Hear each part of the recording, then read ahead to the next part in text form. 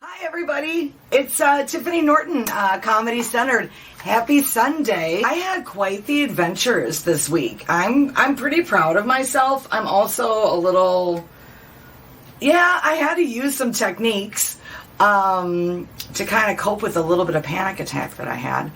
As I've shared in the past, I'm Tiffany Norton. I am a stand-up comedian and recently diagnosed with attention deficit disorder, that I'm actually neurodivergent, and that I also have post-traumatic stress disorder. So I am in the process of being certified through the state of Wisconsin for what's called a master naturalist. And essentially what that means is that it's kind of like being a citizen scientist, and naturalism is a generalized term. It's people that are really into environmentalism and in the environment and nature, conservation. And so I have been taking that training, and I've been looking forward to it all summer.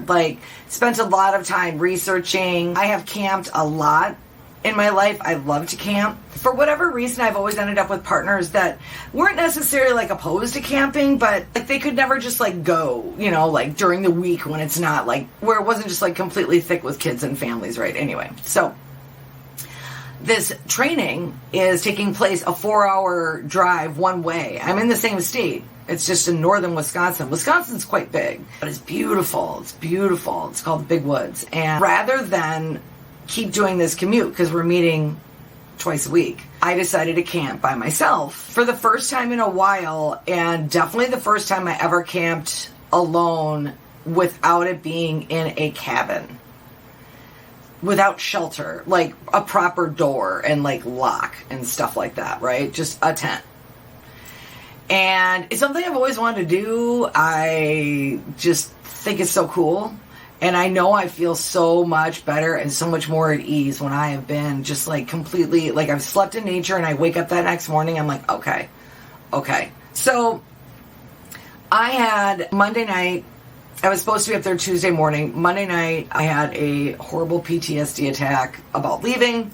I was certain that terrible things were going to happen while I was camping alone. I almost didn't go.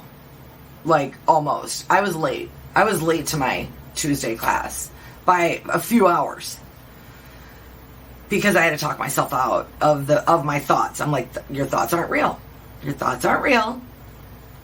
They're thoughts. And that is something, if you maybe suspect that there may be a touch of, do not get a professional, please. And do not follow people on TikTok or stuff like that and go, oh, now I have this disorder. No. There are so many people that are not, ethical or trained properly, that have their own agendas. So, be wary there. But anyway, so camping, right? So I make myself go. I make myself get in the car. I'm shake it off. Come on, this is something you want to do, right? And if it's terrible and you hate it and you feel scared, you can sleep in the car. You've slept in a car before. You can lock the doors. You can drive to a truck stop. There's a lot of things you can do. Okay, so I get to the place, and now I've been talking myself down for a few hours now, and I feel confident, I've got this, right? So I check in, and the guy's oh, okay, do you have campsite 1 or campsite 2? And I'm well, I think I have 1. And he's oh, well, one's over there. And I look out the window, and it's a parking lot next to some woods. And I was I think it might have been 2. Is 2 available? And the guy was nice. He's yeah, actually the other site's open. And it was still not ideal, but because there was kind of it was kind of next to a road, but the other site was next to a highway. And the road was a dead end that led into this nature center. And so basically it was just people on bicycles and stuff, so it was fine. So by the end of the first night, I feel great. I'm I conquered it. It's cool. I like this. And I'm the only one there. But I'm sitting there, and all of a sudden I had noticed that there was this teardrop camper that was between me and the building, but there was no vehicle attached to it, and it looked like one from kind of the 50s or something. Someone had touched it up, but it didn't look like anybody was actively using it, right? So I didn't really pay it any mind. I'm oh, it's probably one of the owners. He just parks it there, right? Or rents it or something. Well, yeah, it turns out they did. And all of a sudden I'm sitting there, and this black truck pulls and starts backing up next to this camper in this man gets out of the, and he's got a black hoodie on and his stuff that he's carrying, and he goes right into the camper. And I'm like, huh. And now the business is closed because during the day, they also rent kayaks and tubes and stuff like that because they're right next to the Manitowish River. And so now the business is closed, and I'm like, I thought I was all by myself here. Like, I was cool if it was just going to be me and a possible bear because of my location, right? But what is this factor? And this is where I'm going to talk about something that's personal and it's triggery. So, but if you identify with this, and we'll come back to it, but like, The Body Keeps the Score is an amazing resource. Oftentimes women are labeled as like overreacting or being hysterical, and they write it off to like, oh, you watch too many crime shows or you watch too many of these kinds of things. If you are constantly drawn to that type of material, you may be suffering at least some of the symptoms of that. Do you see? Because at least this is my take on it. I've always been interested in studying criminals, so far as to the fact that I got a degree in law enforcement and then never became a police officer, but I wanted to know stuff. I wanted to keep myself safe, right? And I had prepared to a certain extent. I do not own a firearm because my biggest fear in life is to make a mistake you cannot take back. Because I've made mistakes in my life that I cannot take back. They'll never go away, and I'll never, be done. But whatever, right? So I'm trying to not add to my karma. I already have a lot. I already have a lot to atone for. Like I said, this is kind of deep, right? So I had brought this really cool chair, and it's a camping chair, and it's like a swing, right? And it's pretty comfortable in that, and I brought that with, and I was like rocking myself. And I stayed up. I made sure I stayed up until the lights went off in the little cabin thing that he was in, and I had weapons stashed everywhere. I was completely clothed with multiple layers, like tennis shoes on. Let's go. If there's gonna be if there's gonna be a bear or a man, I'm like that meme that they were going, what are you more afraid of? I'm like, I'm actually kind of afraid of both at the same time, because I'm literally on the edge of this river and this forest, and from what I know of bears, like they like water too, and food and fish. So I make it through the first night, and I wake up in the morning and it's fine. I hear the truck start. And so I peek, I unzip, like a neighbor, like one of those old lady neighbors. Like, oh. And I can see in the daylight that I don't get a good look at the face, but he looks like he's pretty thin, and he looks like he might be young, but I can't really tell because, again, he's wearing a hoodie, right? So anyway, he leaves. I'm like, fine, I'm off to my day. I don't even think about it anymore. And then came back and making dinner, and again, then the truck pulled back up, and I was like, oh.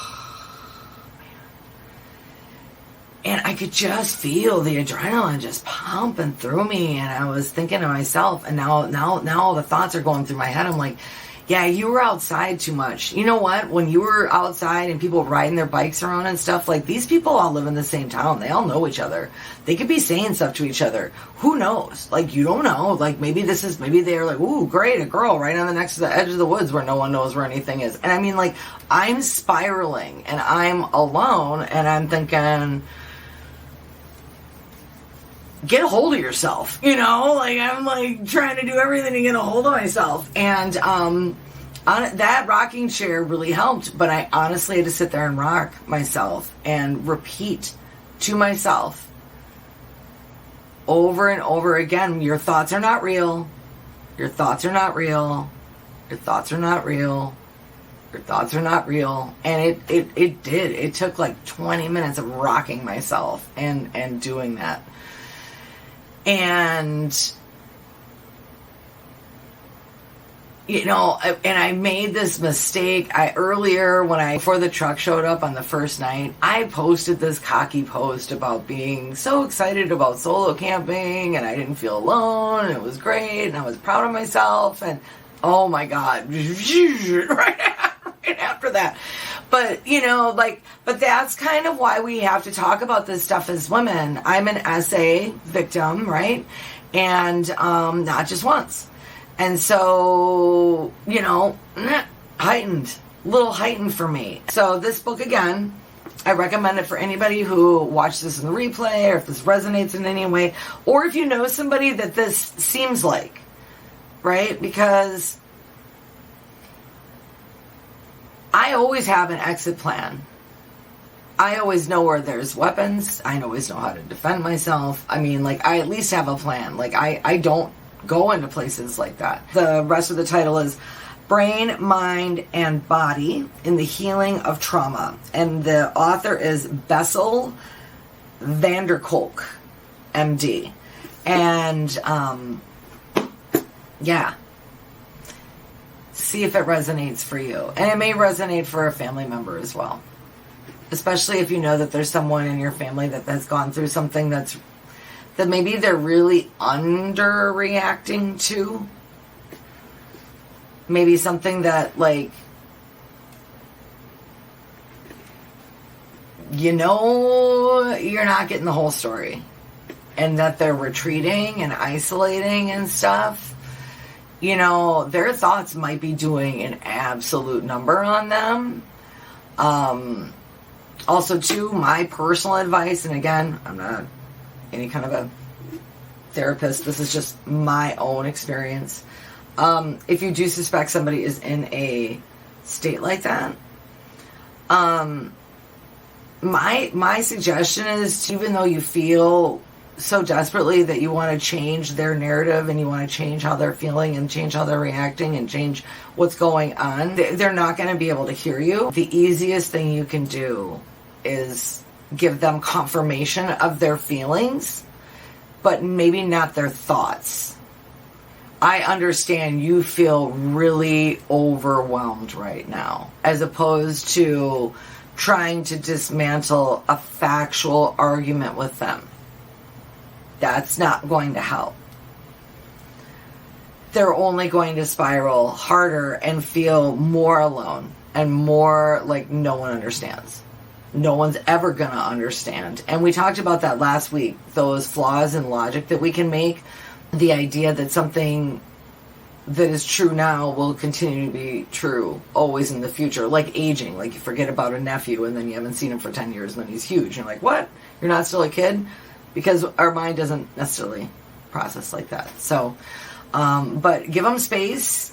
Obviously, if they're in a path where they could harm themselves or others, make yourself safe first. That is their struggle. That is their problem. And sometimes you just have to let someone. Sometimes you just got to take your hands off the wheel. If someone is in a state like that, because they will do, and do not try to talk them out of what they're saying. All I would offer is you say that you're right. You are right. That sucks. That sucks. That sucks. Don't say I'm sorry, though. Don't say I feel bad for you. No. Just say that sucks. Just confirm. Confirm. That's it. Anyway, so I did make it through the night, obviously. I am not going to lie. I didn't sleep well. And I got up early because I had to be all tore down and then go to my class and do our day of hiking in the woods, which was amazing. And totally worth it, right? But in the morning when I was pulling up, the kid was up again. And then this is the first time I saw him without the hoodie. Oh my God. He's adorable. And he's like 18. I'm sitting there terrified. Just terrified. And I see the kid and he's got the hair and I'm like, he looks like he literally is late for soccer practice. And he's dressing like my son does. And all 20-year-olds are like, don't look at me. He was just, once I saw him without the sweatshirt, I was like, oh man, if I could have just seen that the first night. But it was good for me to see how inaccurate my threat assessments can be, right? And then to have that experience in a safe way where now, yes, bad things happen. Yes, bad things can happen, but living in a constant state of what now, is it's not centered. And we're trying to use comedy to stay centered. So anyway, all right, you guys have a good night, and we will see you after Labor Day.